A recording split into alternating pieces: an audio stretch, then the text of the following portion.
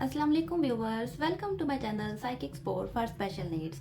आज की वीडियो है पर्सनैलिटी के बारे में कि एक अच्छी मौसर और पुरवकार शख्सियत कैसे होती है, कैसे बनाई जा सकती है। जो लफ्ज़ पर्सनैलिटी है वो निकला है परसोना से।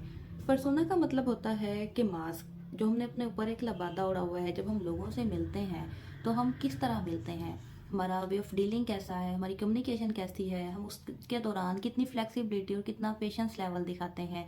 ये जब सारी कैरेक्टरिस्टिक्स मिलती हैं एक शख्स के अंदर तो उसको कहते हैं कि ये फ़लाँ बंदे की पर्सनैलिटी है। कैसी पर्सनैलिटी अच्छी होती है, कैसी पर्सनैलिटी मौसर होती है, आज इस बारे में थोड़ी सी बात करते हैं। जब हम किसी से भी मिलते हैं तो सबसे पहला इम्पैक्ट जो अगले पे जाता है, पहली जो नज़र में वो हमें देखता है वो होता है हमारा आउटर लुक, कि उसने हमें आउटरली कैसे परसीव किया है।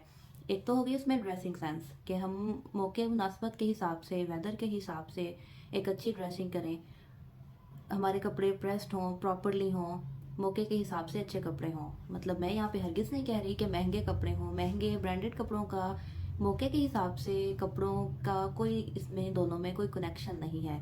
ये दोनों एक मुख्तलिफ चीज़ें हैं।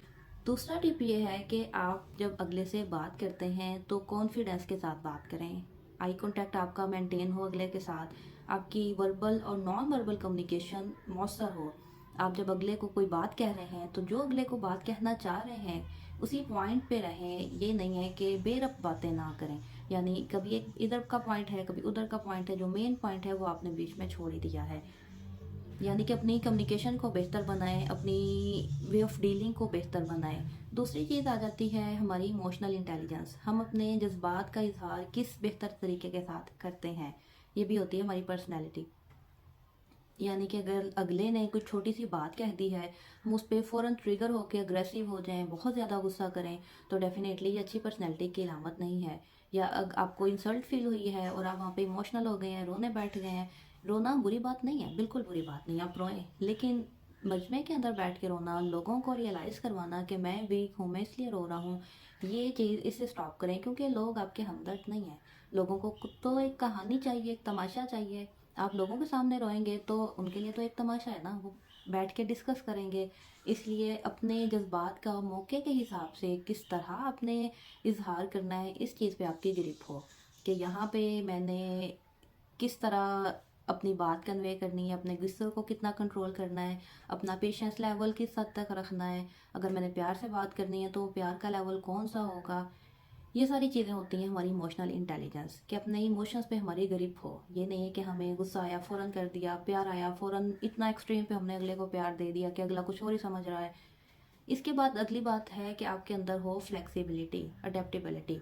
जो माहौल है, जो सिचुएशन है, उसके मुताबिक आपकी एडजस्टमेंट बेहतर हो, चाहे आपको वो पसंद है या नहीं है।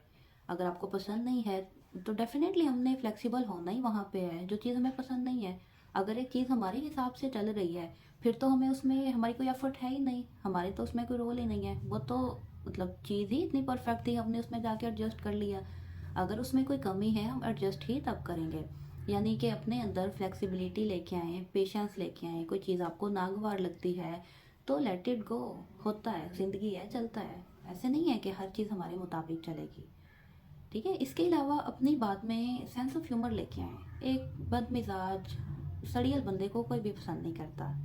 जब आप खुश इखलाकी के अलावा सेंस ऑफ ह्यूमर हल्का हल्का, ये नहीं कि आप लिमिट क्रॉस कर दें किसी के साथ मजाक करते हुए, लेकिन अगर आप लिमिट के अंदर रहते रहते मजाक की सूरत में अगले को हंसाने के लिए हल्का सा शुगर लगाएं तो आपकी पर्सनैलिटी को पसंद किया जाएगा। ऐसी पर्सनैलिटी, क्योंकि हमारे माशरे में दुख बहुत हैं, लोग संजीदा रह रह के थक गए हैं। लोगों को हंसने की ज़रूरत है, इंटरटेनमेंट की ज़रूरत। जितनी प्योरिटी होगी, आप अंदर और बाहर से जितना एक जैसे होंगे, आपकी पर्सनैलिटी उतनी ही अच्छी बिल्टअप हो सकेगी।